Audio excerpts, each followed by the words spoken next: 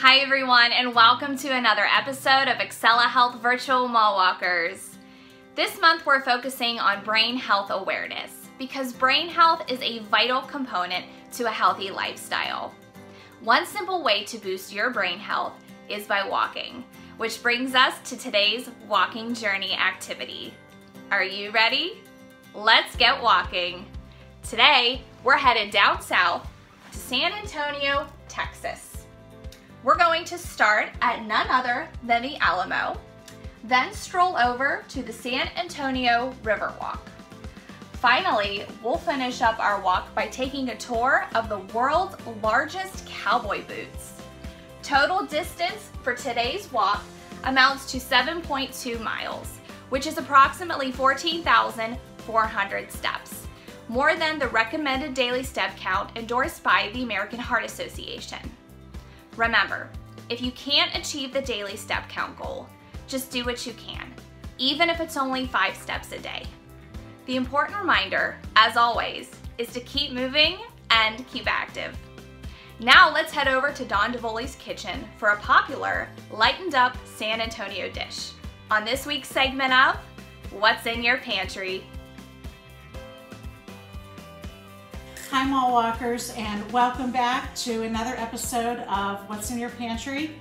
Today's walking tour takes us to the Alamo City of San Antonio, Texas, home to Spanish colonial missions, the Riverwalk, and Tex-Mex food.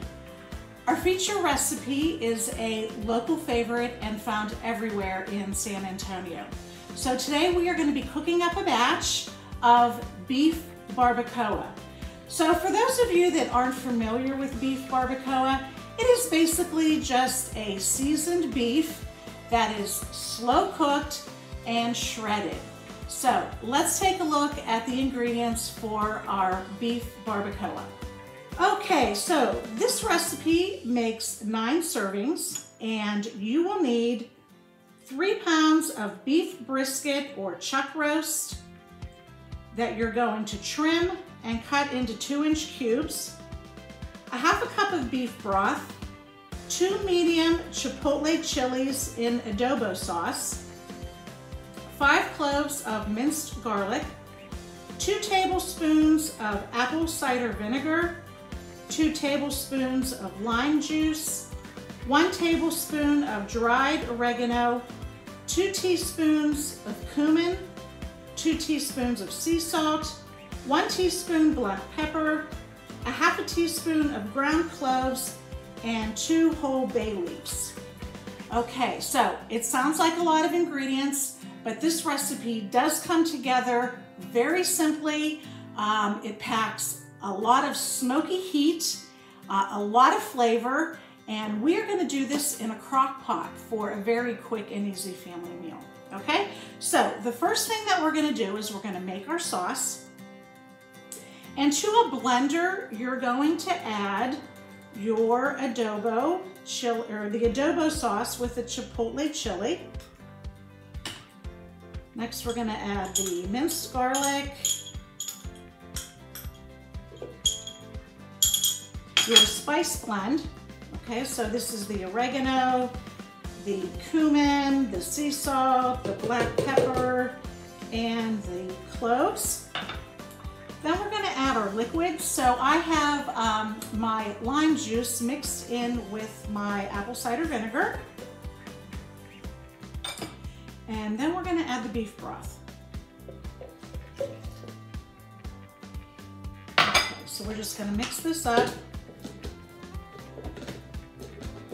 So for those of you that have never cooked with chipotle chilies and adobo sauce, they're found in a can, okay? And they're usually in the Mexican or Latino food section of your grocery store, and they really add some nice smoky heat to foods. Okay, so we're just gonna blend this up.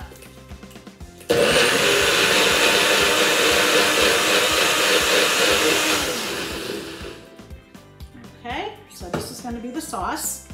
All right, so next we're gonna add our chuck roast, okay, that's been trimmed and cut into cubes. Now, traditional beef barbacoa actually uses a cut of meat called beef cheeks, okay? I couldn't find that in our local grocery store, so I'm just sticking with the recipe that calls for beef brisket or chuck roast. Okay, so you're just gonna put this right into your crock pot. And if you like, what you could do, now the recipe doesn't call for this, but you could sear the meat first to, you know, sear in the juices and get that crunchy outside. And then that'll leave you with some crunchy tips in your final product. Okay, so the meat is in the crock pot. Next, you're gonna top it with the sauce.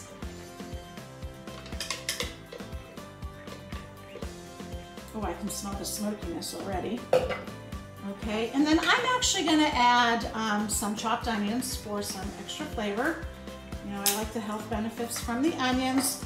And then you're gonna put in your bay leaf. Okay, so then you just mix this around a little bit. Put your lid on. And then if you wanna cook this on high heat in your crock pot, you'll cook it for about 4 to 6 hours. Low heat, about 8 to 10. Okay, so it just depends on what you're doing that day. All right, so very quick and easy, very versatile. When it is finished, you're going to take 2 forks and then you're just going to shred up the beef, and this is what it looks like.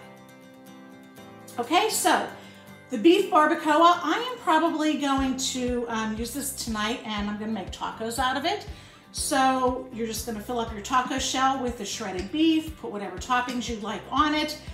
But beef barbacoa is very versatile. So not only can it be used in tacos, but you can use it in burritos, enchiladas, in a beef bowl, or you can even put this on top of nachos. Okay, so many ways to use this beef barbacoa. So one serving of this beef barbacoa has about 240 calories and 32 grams of protein. So a very healthy dish. So our healthy habit tip of the day is beef is an excellent source of protein, iron, B12, and zinc. However, it is a saturated fat, okay? And so we want to be sure that we are enjoying our beef in small portions and in moderation. All right, so there you have it, our recipe of the day, the beef barbacoa. I hope you'll give it a try. It really smells really smoky and warm, and I can't wait to try it in my tacos. All right, so that brings this episode to a close. As always, thank you for joining me. Until next time, I hope that you will stay tuned, stay healthy, and we'll see you later. Bye-bye. Welcome back, Mall Walkers. We hope you enjoyed today's cooking demonstration and our healthy habits tip of the day. In today's presentation, Dawn DeVoli, our Mall Walkers registered dietitian, will be sharing 5 ways to improve brain health and increase cognitive functioning, as well as how to lower your risk of developing dementia, specifically Alzheimer's disease. Let's welcome back Dawn DeVoli. Hi, Mall Walkers, and thank you for joining me as we talk all month long about brain health. June is when we celebrate Alzheimer's and brain awareness. And all month long, we are providing you with information on how you can improve your cognitive function and therefore lower your risk of developing Alzheimer's and dementia. So my goal here today in part 1 of my brain health series is to play a virtual interactive game with you where we will be discussing 5 ways to improve your brain health. So I'll have a series of questions. You can think about how you will answer it. They are going to be true and false, yes or no, or multiple choice. And I hope that you will learn something from this game. It's really a lot of fun. So let's get started with our first question on 5 ways to improve brain health. Okay, so question number 1. Do you regularly get a good night's sleep? Yes or no? Okay, so the desirable answer here is yes. Sleep is very important. It has a big impact on our brain health. It's important to establish a good sleeping pattern. And what I mean by that is trying to go to sleep every night around the same time, trying to keep your bedroom temperature as cool as possible, avoiding late afternoon naps, avoid eating a very heavy meal close to bedtime, trying to avoid caffeine close to bedtime, powering down your television and your cell phone 30 minutes before you go to bed. So those are all tips for you to try to improve your sleep.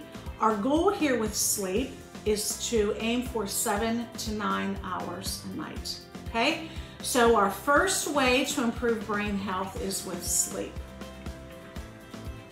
Okay, question number 2, and this is also yes or no.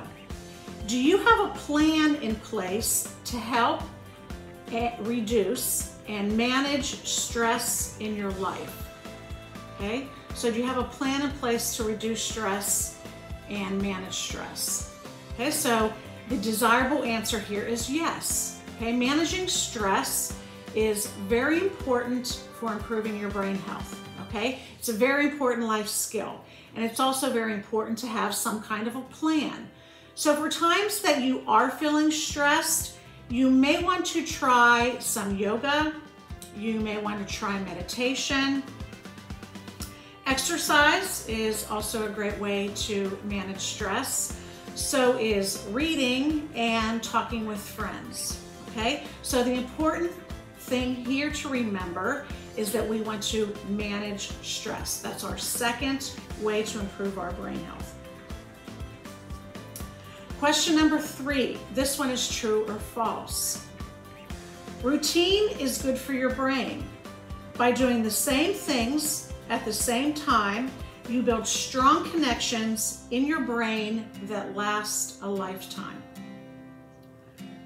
Okay, so the desirable answer here is false.